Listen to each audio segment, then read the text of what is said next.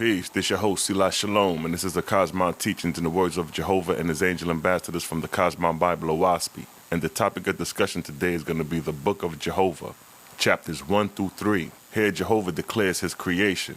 Now, chapter 1, verse 1, it states, All was, all is, all ever shall be.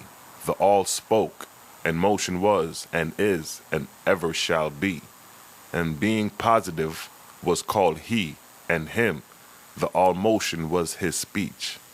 Verse 2, he said, I am, and he comprehended all things, the seen and the unseen. Nor is there aught in all the universe but what is part of him, which is motion, not a man. Verse 3, he said, I am the soul of all, and the all that is seen is of my person and my body. Sun, moon, and stars, everything visible is part of his body. Verse 4, by virtue of my presence all things are. By virtue of my presence is life. By virtue of my presence are the living brought forth into life. I am the quickener, the mover, the creator, the destroyer. I am the first and last. Now this is Jehovah declaring this. Not Yahshua, not Jesus, not no man savior, no man king, only the creator. Verse 5, of two apparent entities am I, nevertheless I am but one. These entities are the unseen, which is potent, and the seen, which is of itself impotent and called corpor. So for those who talk about I don't believe in the unseen, that's spookism. If I can't see it, I don't believe it, that's nonsense. Oxygen is unseen, and it's potent. Verse 6, with these two entities in likeness thereby of myself made I all the living. For as the life is the potent part, so is the corporeal part the impotent part. Verse 7, chief over all that live on the earth I made man, male and female made I them, and that man might distinguish me, I commanded him to give me a name. By virtue of my presence commanded I him, and man named me not after anything in heaven or on earth. In obedience to my will named me after the sounds the wind uttered.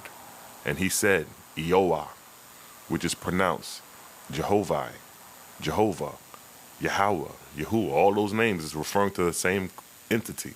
So stop playing name games. And it is thus written. And here's the symbol of Jehovah's name. Chapter 2, verse 1. Jehovah said, by virtue of my presence created I the seen and the unseen worlds, and I commanded man to name them, and man called the seen worlds corpor, and the unseen worlds east.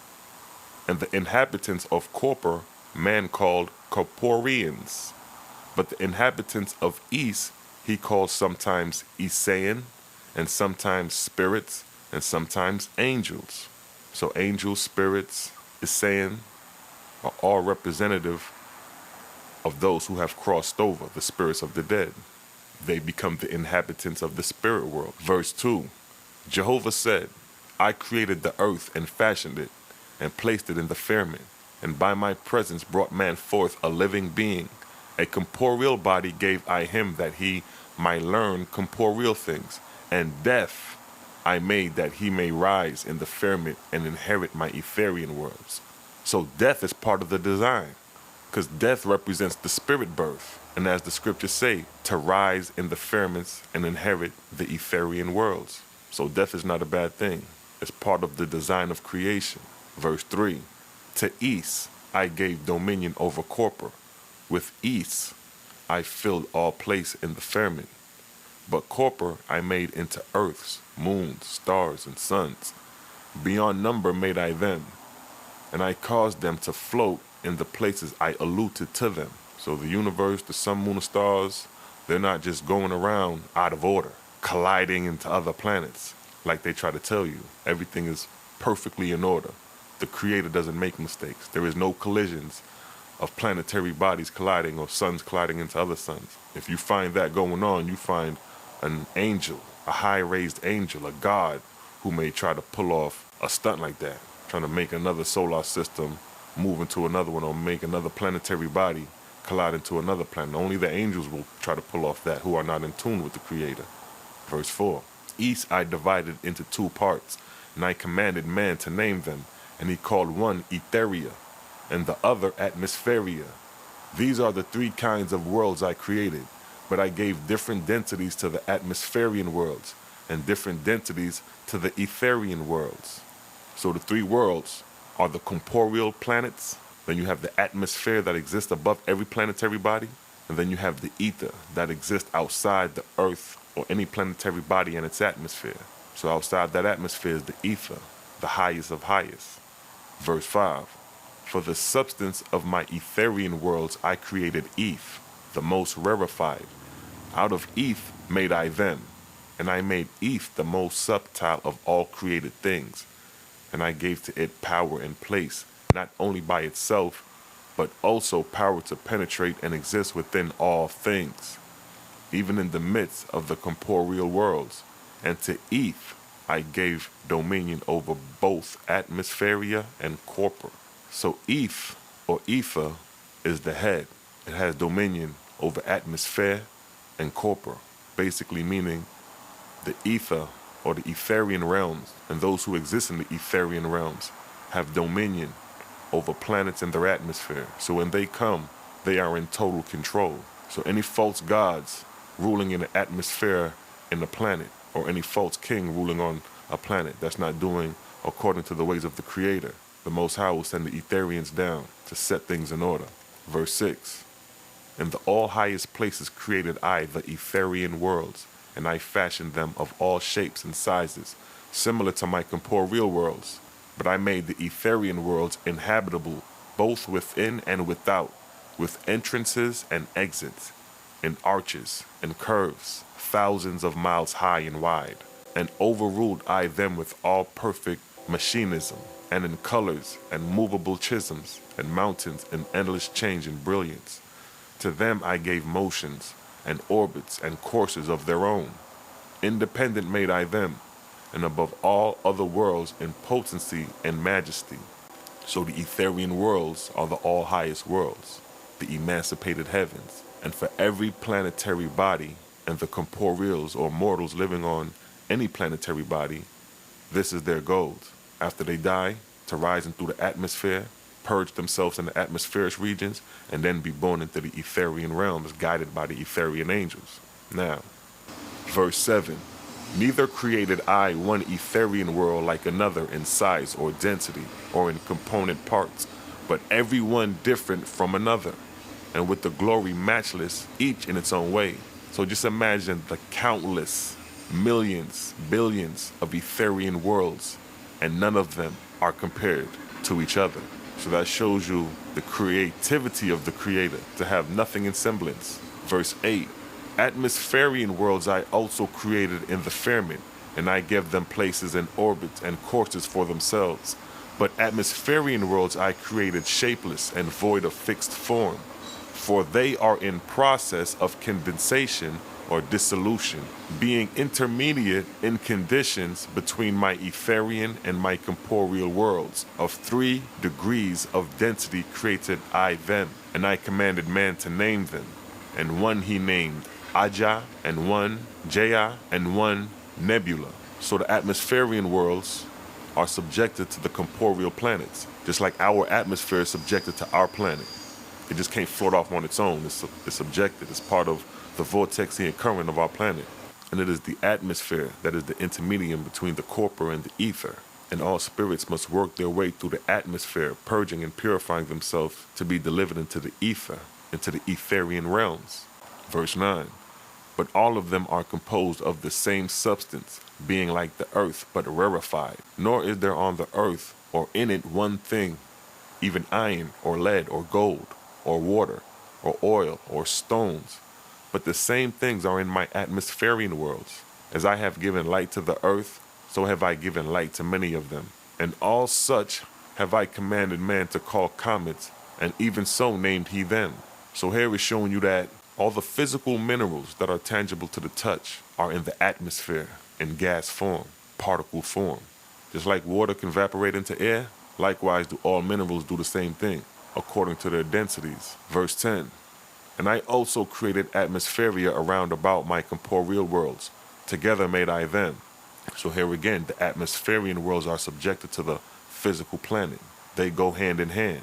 So the earth is subjected into a ball. The atmosphere is like a ball, and in the center of the ball is the earth. And you just can't leave outside of this ball without permissions from them ethers, or the ETHEREANs, under the commandment of the Creator.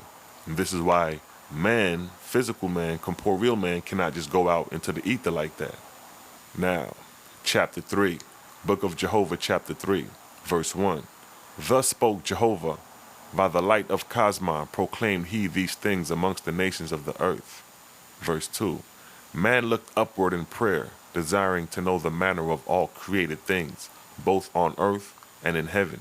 And Jehovah answered him, saying, verse 3, the whirlwind made I as a sign to man of the manner of my created worlds, as though beholdeth the power of the whirlwind gathering up the dust of the earth and driving it together. Know that even so do I bring together the Ajah and the Jaya and the nebula and the firmament of heaven. By the power of the whirlwind created I the corporeal suns, moons, and stars.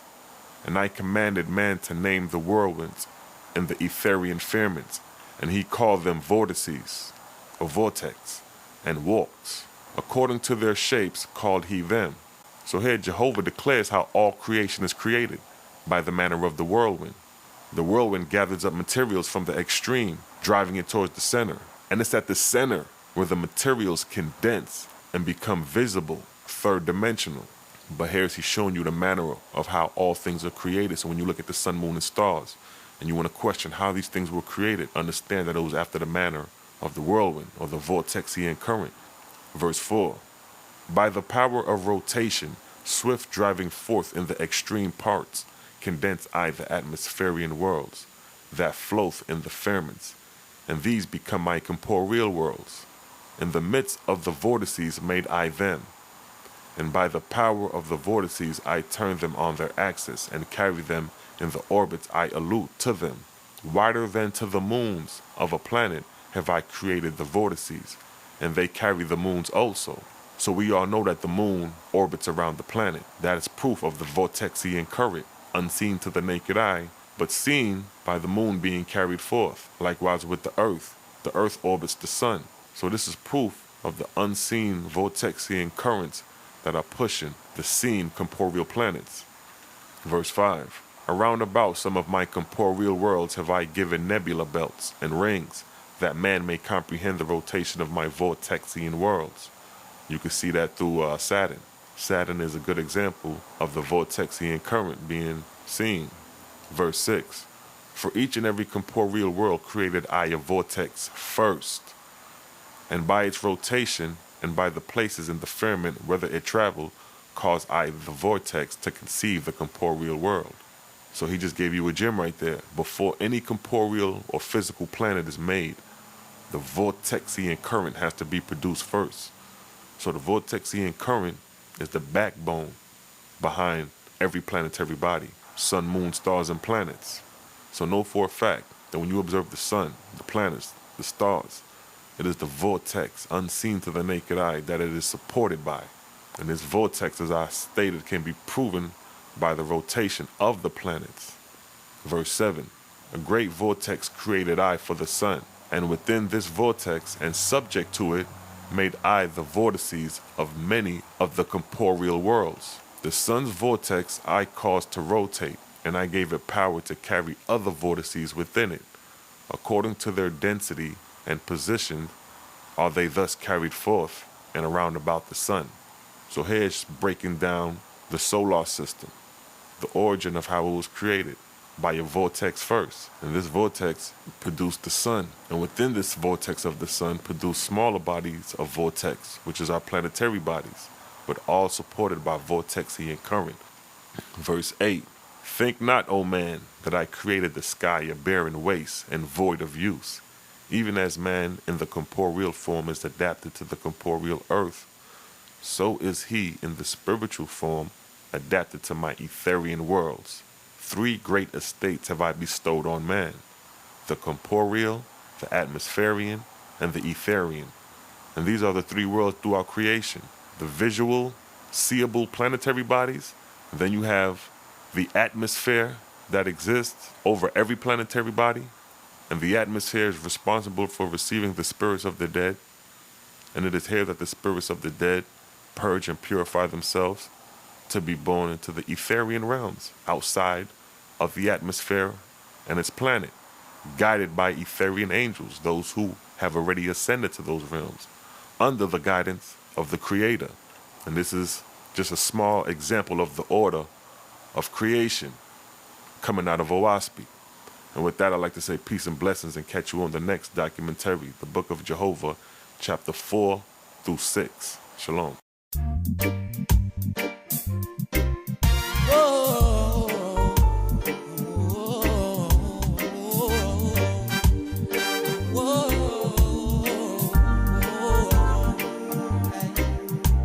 Remember Jah, he was the Makali Jah.